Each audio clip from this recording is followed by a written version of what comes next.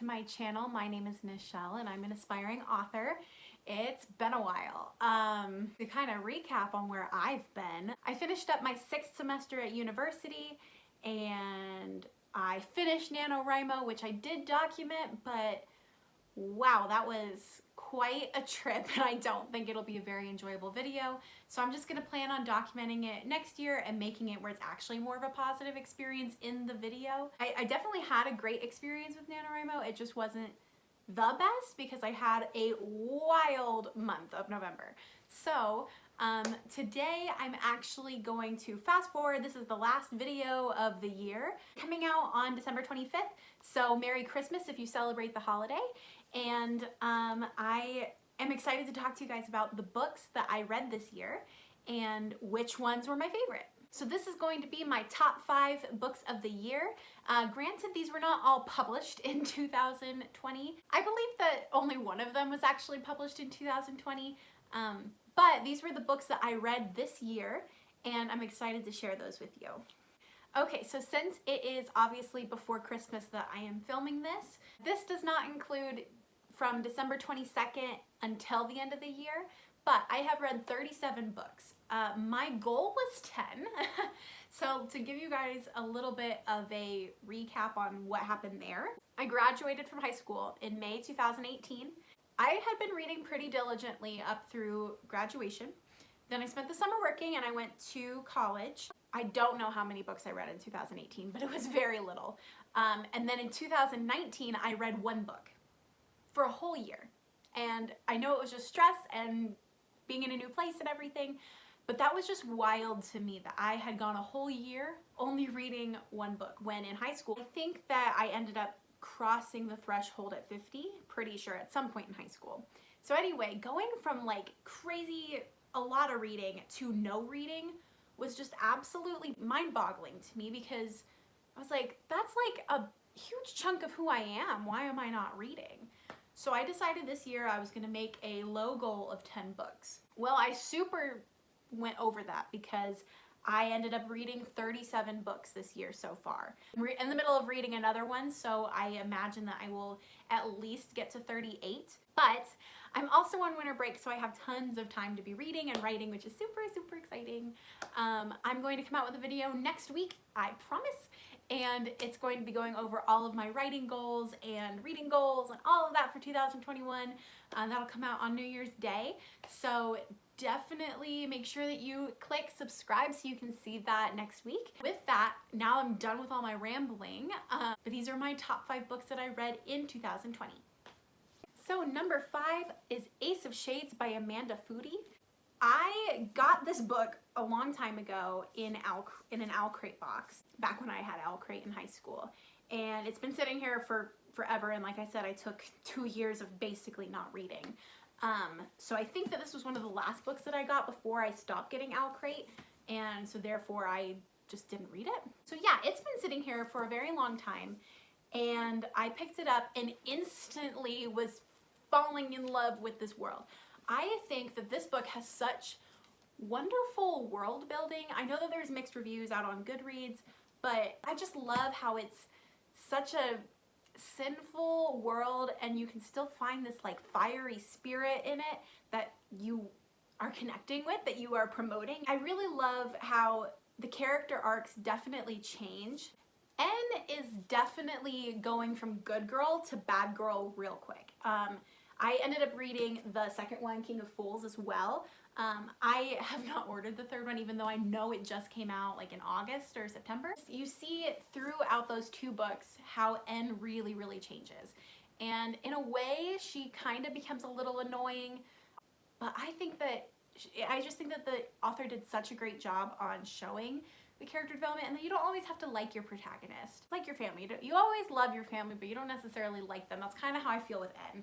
And that's how I feel about Levi too. I mean, I really hated him at the beginning, and then I grew to care for him, you know? And I think that this is my favorite actual world building, like fantasy, completely out of what our world looks like place, and I think the author did such a great job of showing all of that. So that is my number 5. Number 4 is a book I've already talked about on this channel, and no, it's not Passenger by Alexandra Bracken. This is Spellbook of the Lost and Found by Moira Fowley Doyle. So I already talked about this book. It was one of the books that I first hated and then I liked. I was so inspired by all of these twists and turns that I did not predict, and I know that I'm probably just, I don't know, naive and like, but I was really taken off guard by this book, and I really, really enjoyed that feeling, and it inspired me to do a similar thing with my own writing this year.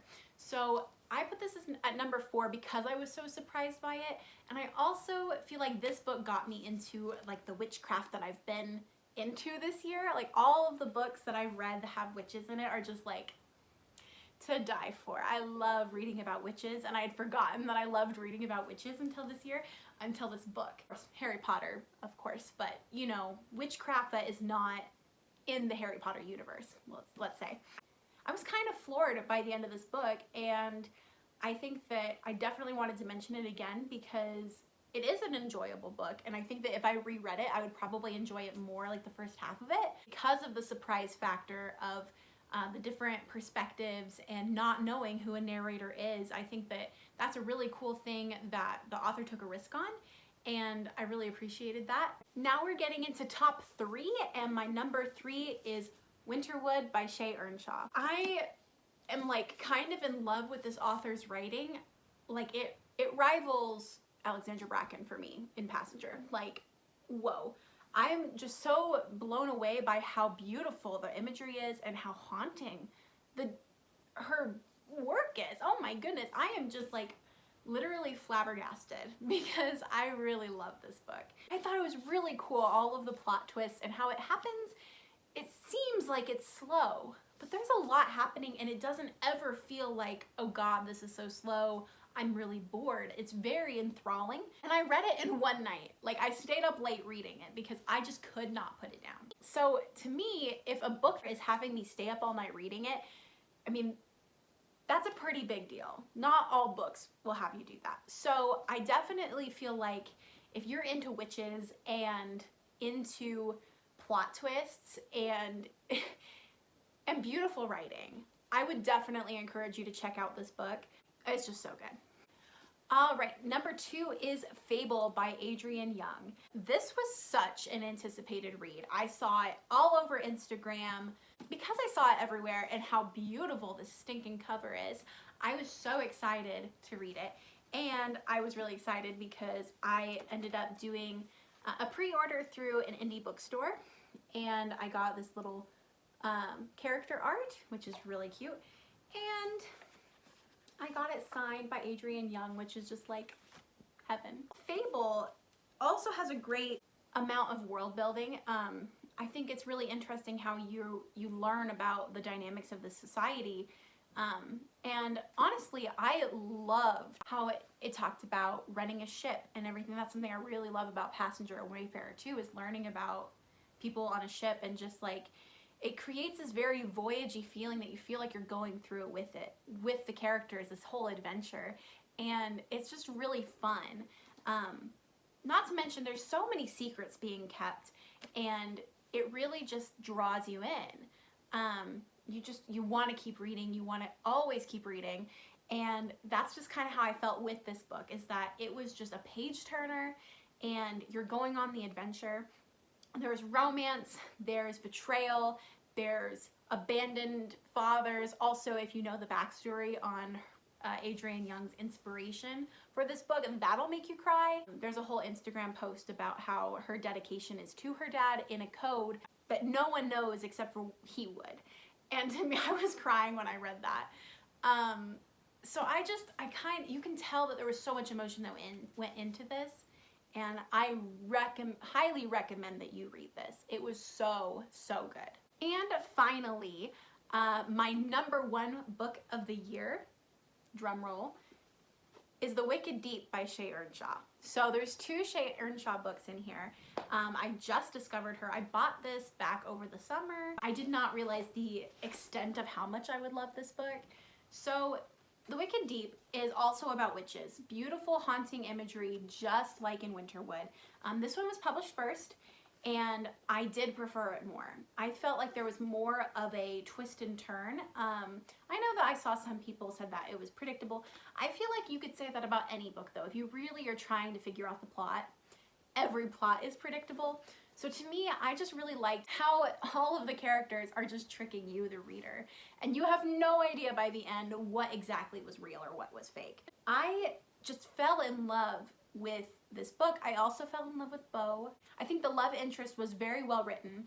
I also think that all of the main characters were well written, and I loved how there was a backstory of this small town that has these murders. It was just like haunting and enthralling, and I absolutely loved it. So this was my #1 book of the year, The Wicked Deep by Shea Ernshaw, and I am just so glad that I read it. This is actually the one I read while I was on my writing retreat back in October, so that was kind of fun to see that my favorite book was over the period of time where I kind of restored my faith in writing for a little bit. I don't know. If you can't tell, I'm really happy and smiling, and I am just so thankful that I got back into reading this year. There are so many things that I have neglected the last couple of years. I think I'll probably talk more about this next week. But I have a tendency to be too ambitious for my own good. And no, I'm not a Slytherin. But the thing is that about the ambition is that I think it's a really great trait to have, but it can often be really overwhelming. And for me, I have not been allowing myself to be adaptable. That is something that I'm working on, is becoming a different person. And along with becoming a better person and a different person, I want to get back into my roots, what makes me feel like me. And reading a book in one night feels like me. Getting giddy over reading almost 38 books this year makes me really, really happy. I'm not gonna get emotional, but I just want to say that I'm really thankful for reading. I think that reading is such a wonderful tool we have in this world, and being able to explore new worlds without even having to get out of bed. I'm just so thankful that we're able to do that and put our imagination in gear. I think that reading is just one of the best things in my life, and I'm really thankful that I rediscovered that this year. But I forced myself to read 10 books, and it turned to 30, almost 38. So with that, I want to say I hope that you have a great holiday and a happy new year. I'll see you guys next week. And if you want to like, comment, and subscribe, my question for the day is, what was your favorite book of 2020? If you can't narrow it down to one, tell me what your top 5 were. Let's just chat in the comments, and you can even tell me why you're thankful for reading if you are. All right, well, I hope you guys have a wonderful day, and I will see you next week in 2021. Let's hope it's better than 2020. All right, bye. Oh gosh, it's been so long since I've done a video, Izzy. Don't even know how to talk on camera anymore.